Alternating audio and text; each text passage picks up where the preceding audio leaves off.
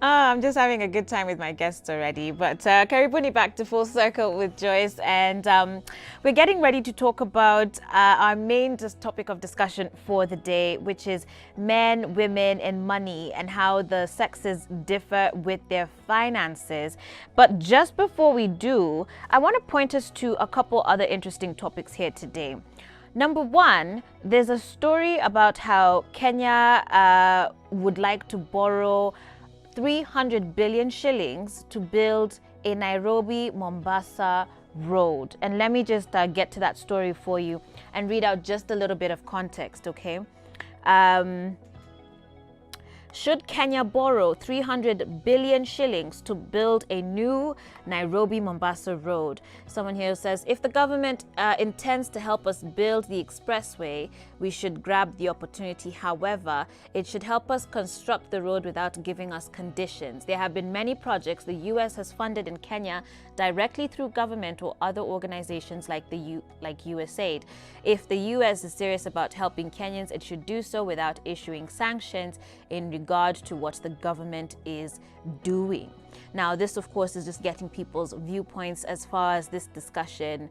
Someone else says we should not borrow 300 billion shillings from the US to build the planned expressway because our public debt is way high and more loans would only oppress the taxpayers. Currently, our debt stands at 6 billion or 6 trillion rather, more than 3 times our budget. So if we borrow the 300 billion, we will have a lot of pressure in terms of public debt.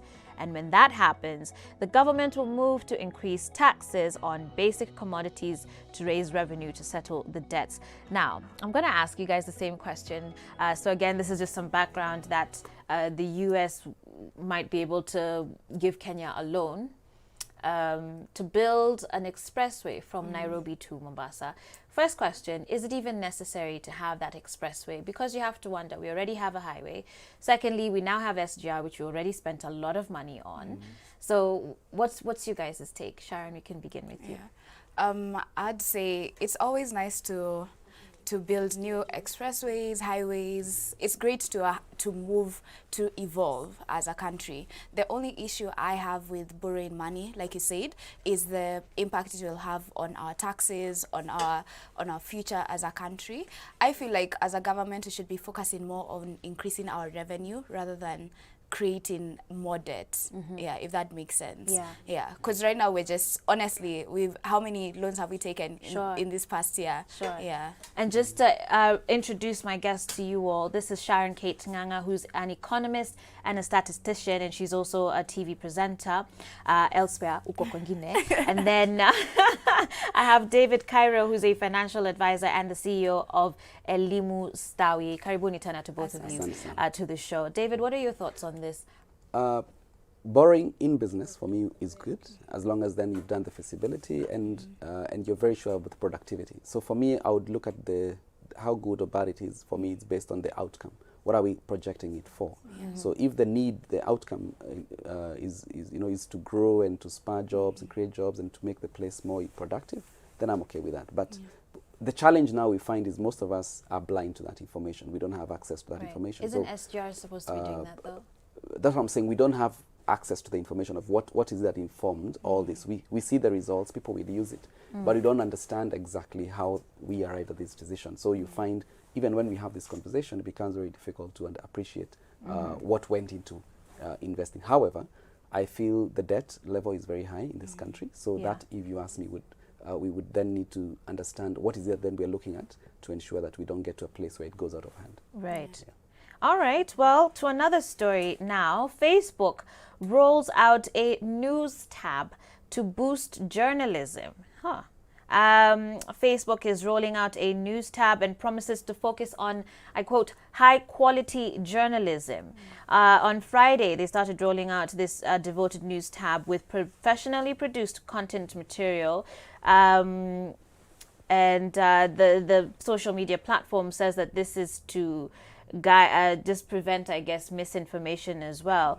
but the tab being examined by some U.S. customers shall be separate from a consumer's regular feed and embrace articles from associate information organizations, making a transparent distinction between journalism and tales shared by customers from a variety of sources.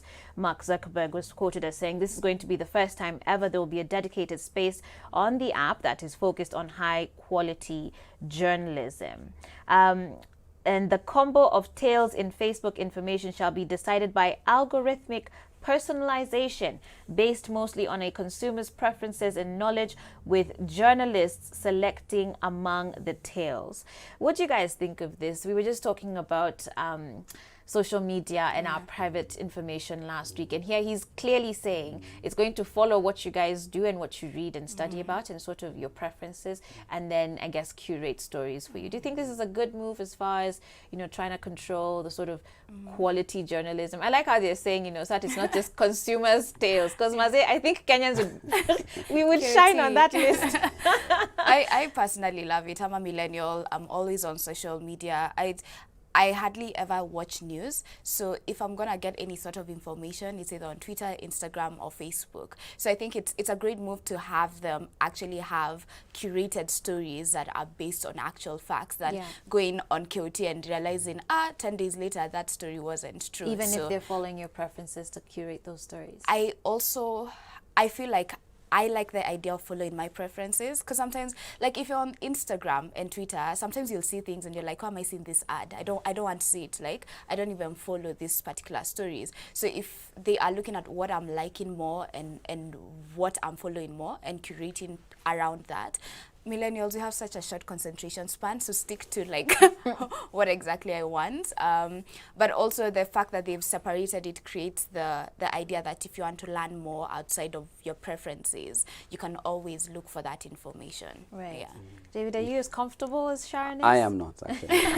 To be very honest, I feel they're getting too much information.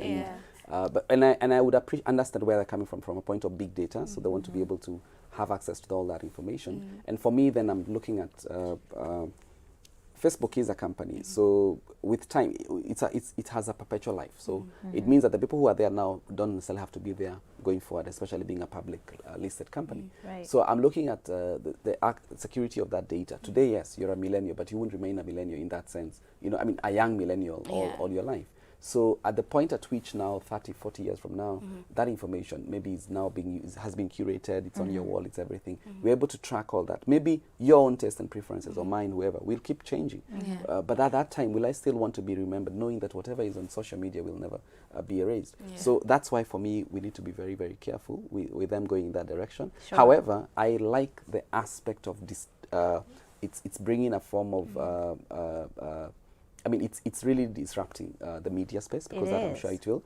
That I like, because I prefer that in business. But then I'm looking at the privacy aspect, and I'm thinking there's need for a very good balance between the two.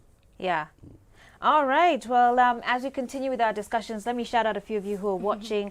Maxo Nix Jones, you say you're watching from Obunga in Kisumu. Please nagotea my aunt Regina Akumu and David Otieno. Brian Ibrahim, you're watching us from Naivasha Kabati. Baba Idimia Ule Mpole, you're tuned in ukiwa Ruai.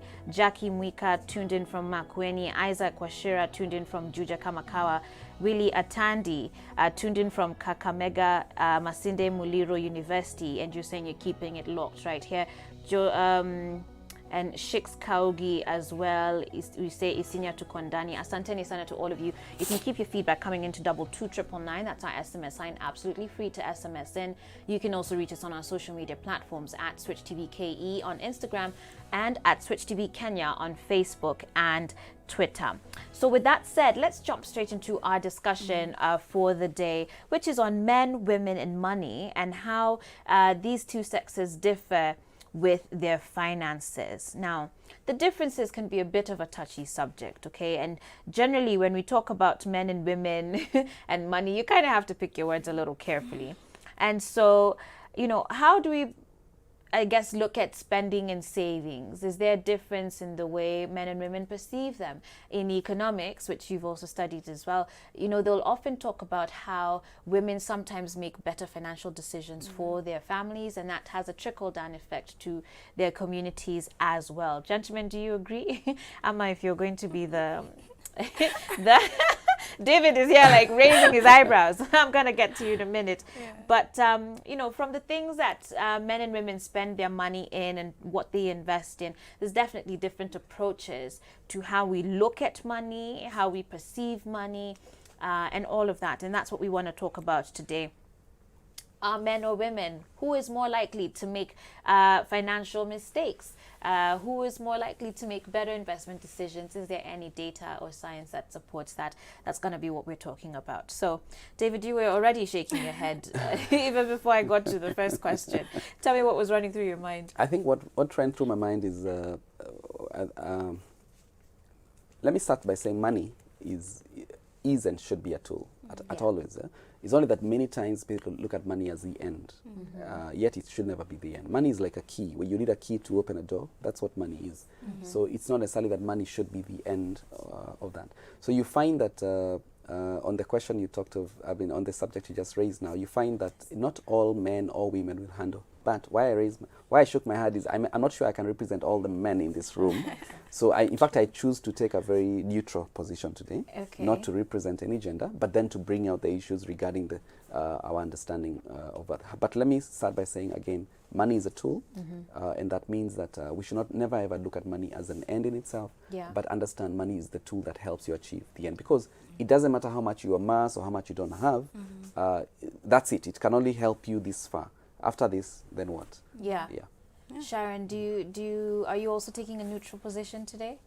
I would like to. I feel like I'm representing so many facts. First, I'm a youth, so I make very different decisions when it comes to money in terms of that, and also as a woman from my personal experiences, and yeah, just getting to know a lot of my male friends and seeing how I could definitely tell how they make these decisions, and I'm like, oh, I'd probably never do that as a woman. Yeah, so what are some of those things you'd never do as a woman, at least for you? And we're not generalizing for any of the genders here, but it took a while. It took a while for me to realize I would never really invest as fast as my male counterparts and as easily. Like as a young woman, I'm always thinking about, oh, the next day, a week from now, a month from now, or maybe I'm helping my mom or I'm helping my siblings.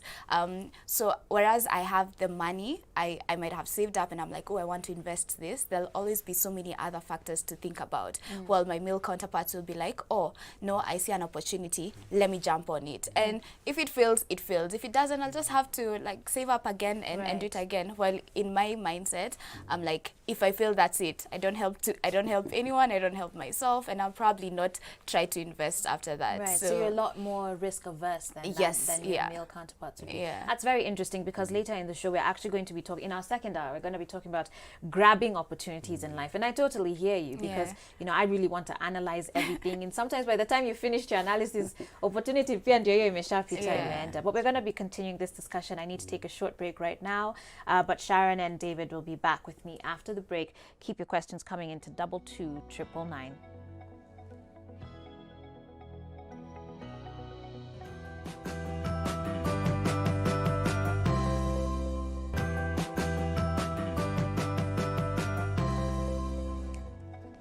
All right, guys, welcome back to Full Circle with Joyce, and thank you for those of you who are engaging with me this morning. I do appreciate your company. Bernice Nyambura who says, Akizi madeni zimezidi. I think it's too much. That's following the story about Kenya borrowing some more money for a new expressway from Nairobi to Mombasa. Someone else says, good morning, Joyce. Isaac Kwashira, glad to see you on screen as usual, following the show from Juja. Someone here says, Joyce, you don't leave me your name or where you're watching from, but you just say, hey, Joyce, I think women are financially stable. Full stop. That's just it. Okay. Hey, Joyce, tuned in to Switch TV from Athi River. My weekend was really great. favor upon favor and ready for what you have for us today. That's Daniel Omusila, your super fan. Well, thank you very much, Daniel. I do appreciate that. And you know what, guys? It's KCPE this week. So someone here says, good morning, Joyce. Tuned in from Nakuru. My weekend was blessed. I thank God for that. Please help me wish my nephew Olango Sigar success in his KCPE exam. I know they're doing rehearsals today. God bless all our dear KCPE candidates. And in fact, you know what, you guys, later on I'll be giving you an opportunity to send me names, and I'd be happy to give them some shout outs, and we're going to see what we can do for them during the week as well. I'll be touching on some Facebook comments too a bit later, but let me bring back my guest into the discussion here. Just before we went on break, Sharon was telling us her experience of being a young woman who, in comparison to her male colleagues and counterparts, will be much less reserved about investing in different things. And I totally hear you. And if there are other women out there like that who can resonate with what she's saying, do let me know. But David, what do you think about that? Does that resonate for you? Do you see that as a common thing? It is very common. And the reason is, if you allow me to mention, you would consider ladies, or ladies are considered more emotional than men. And the challenge with money is you should never be emotional about money. Never. In fact, you'll realize for any one of us, anywhere you lose money, and I use the word lose literally, is where you bring in emotions. So anytime you bring emotions to a subject, to any conversation, then you've lost money. Right. Now, the challenge then is you find that with most women, they'll be emotional around it, and they'll be like, if I spend on this, I am not sure it will come back. So they want an assurance. You know, there's need to be assured that that whatever I'm doing, I'll get it back. But you see, in investments, stroke business, and risk, in a risk, you're taking an action without a certain known future. That means, and the challenge is that if that situation happens, you stand to lose financially. Then that's the risk. But you find many men will not attach emotions to the project, so they'll jump into it. And some of them in unison, so they'll team up 2, 3, 4 guys, 5 guys, and do the thing. Yeah. But with ladies, by the time a lady first convinces herself, before she can even convince another lady, that already takes time. Then, as you said, I think when we were at the break, which is true, by the time you come around the point, the idea of doing this thing, the opportunity has already gone. Yeah. So I think it's just an issue. But I'm not saying men are not emotional. Men also become very emotional. I'll give an example. If you buy cars like as if you're buying tomatoes and shoes. Okay. I was even going to use those are a bit too expensive. Think of even, you just sit with a man on a public transport, even now Uber or something. He'll want to pay. He or she is already attaching an emotion. He's already attaching an emotion to that experience, and in the process, money goes. Yeah. Okay. Well, here's the thing. Before I move away from that particular angle, there is, I guess sometimes it's easy to say that when, and maybe it would work between the sexes, that we might be risk averse. But I'm just wondering, for the many youth in this country who are unemployed and are struggling to make ends meet, right? And you don't have, like, literally the risk of trying to risk an investment is just too big a cost. What does one do in that situation? Because, yeah, you're right, that no risk, high risk, high reward, right? So how does a young person position themselves, to be able to win big with investments when they are knowing, like, this could literally be their last coin? I'll say this.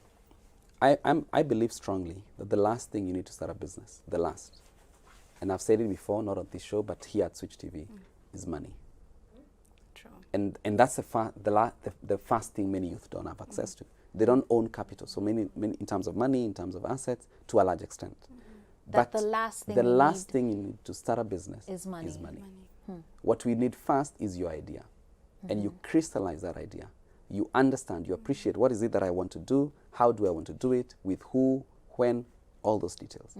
Because there are so many people out there who have money, but they don't know what to do with it. Sure. So you find, my personal take is, the way God has made us, people with money don't have ideas, and vice versa. That way we need each other. Okay? So you find, let them not focus too much on where am I getting money to do this business? It's better to focus first on what is the business that I want to do, how do I want to do it, with who, how, when, all those details. When those details are clear, you will be shocked that there's so much money out there waiting for you to do this business. So I would say money is never a hindrance to start a business. Right. Yes. Okay. Sharon, you know, as a young person too, do you kind of have the same sentiments? I actually do. I totally agree on that. And even with my friends in university, so I'm about to graduate, we have found our way to just think around the idea. Try come up with ideas that don't have money tagged to it. Because the problem is you're constantly thinking about, oh, I need 10,000, I need 50,000, I need 100,000. But what if the money doesn't come? Does that mean that your idea dies out? So I totally agree with the fact that you should never have money at the forefront of it.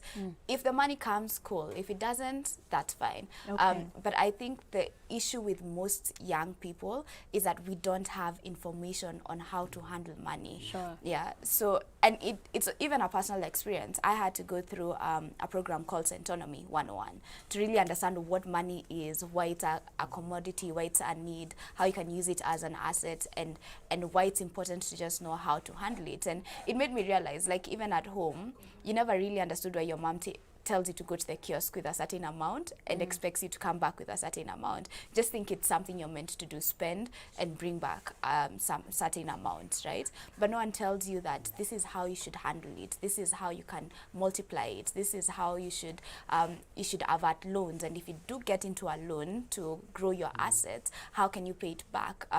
So I think it's mostly about an education lapse. We don't really understand what to do with money and how to make it. But yes, always have the money at the back end and not at the forefront. All right. Yeah. Well, let me touch on some Facebook comments here. Willie Atandi says, and we're getting back into savings with this, but Willie Atandi says, women spend more than men, and you find that women's consumption in terms of money usage is higher than that of men. And you're watching us from Kakamega at Masinde Muliro University. Irene Kendi says, I think women are more cautious when it comes to money because men see it as an opportunity before even thinking. They jump on it and repercussions follow later. And let's talk about spending then.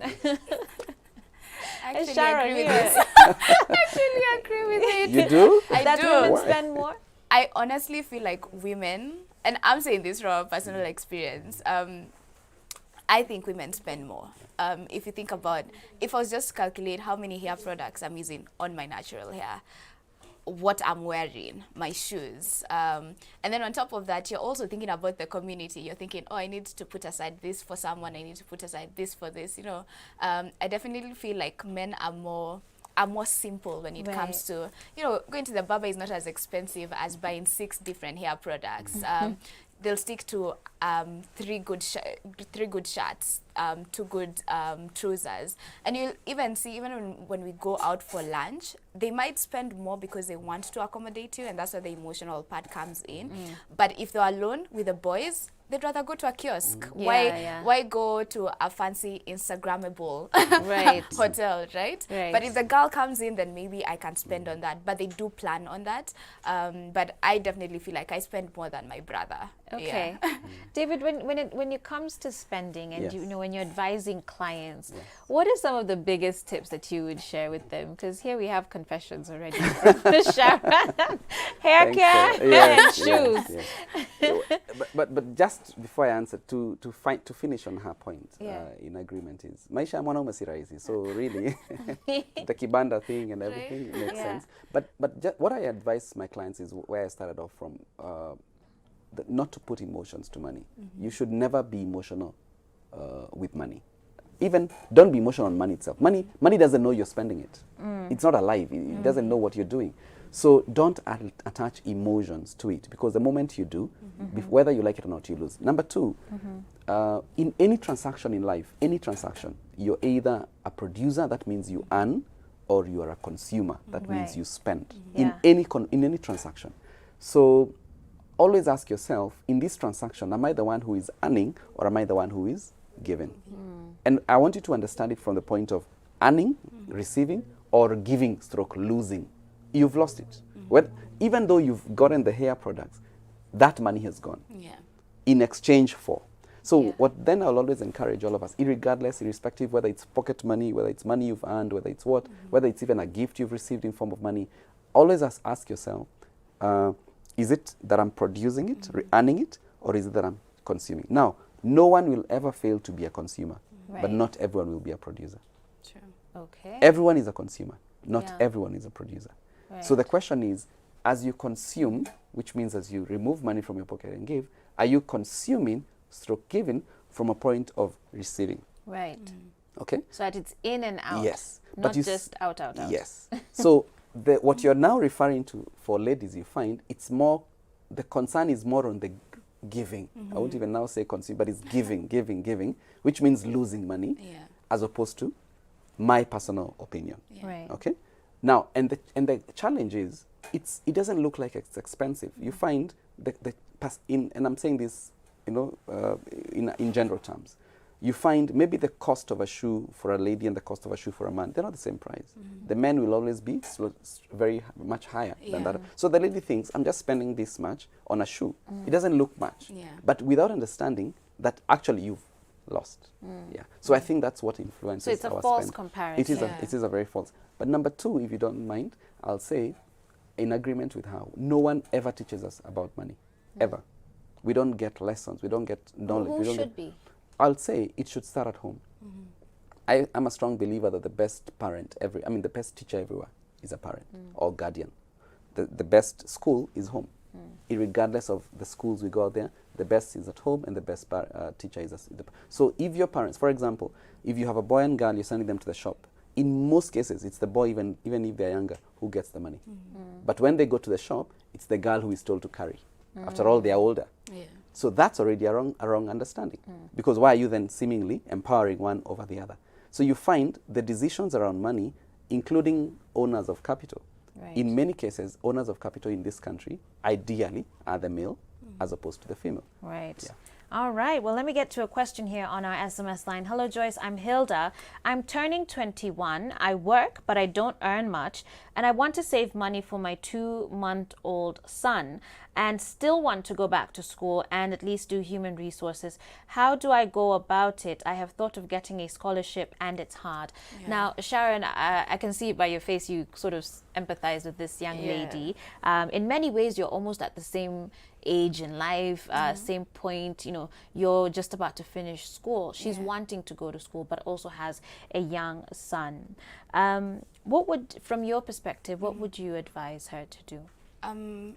First thing is prioritize. I feel like when you get to a point, like you said, first remove the emotional point from it and realize that there are responsibilities that need to be taken care of. First it's the son, then you want to go back to school. So which one do you want to start with first, right?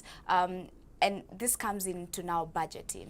You earn this amount of money. You have to get to a point where you're sacrificing and saying, hey, I need to put away a certain amount of money every single month to attain a certain goal by the end of a certain period. Because if you're not planning, you don't know, like you said, you don't know what's coming in and what's going out. And then you're blinded, and by mid-month, you're like, it's not making sense. I really like what you're saying, that we need to plan. So even if you're not doing it now start planning. Just start now, because the thing about even being risk averse as a woman or as a man is that you need to learn how to compartmentalize every single thing. Like, she already has an amazing idea. I like the fact that she was like, I'm thinking of getting a scholarship. Great. Like we said, don't start with the money in mind. Think of any other solution that could take away the money from the equation. If you can get a scholarship, then you don't have to actually save up for this particular diploma you want to do or degree. That will take away that headache. Then, even while you're still in the scholarship, plan how you're gonna spend your money. Put away a certain amount, and by the time that you want to get something for your son or help your son out in any type of way, you won't have to take out too much from whatever you're receiving. All right. Man, my time is up. I have to wind up right now. But Sharon, David, thank you so much for being here. Thank you for your insights. This has been an interesting discussion. I'm sure a lot of you guys have been challenged with the way you think and perceive money. Wanawake tuache kuwa excellent savers. Let's also start, taking the emotions out of investing and out of money, as David has pointed out, and get out there. So Sharon, tukonaka challenge. Yeah, somewhere. We're getting there. All right, guys, we're going to take a short break. We need to bring in our couch as we get ready for our second hour. This is Full Circle with Joyce. I'm going to be reading more of your feedback when we come back. Stay tuned.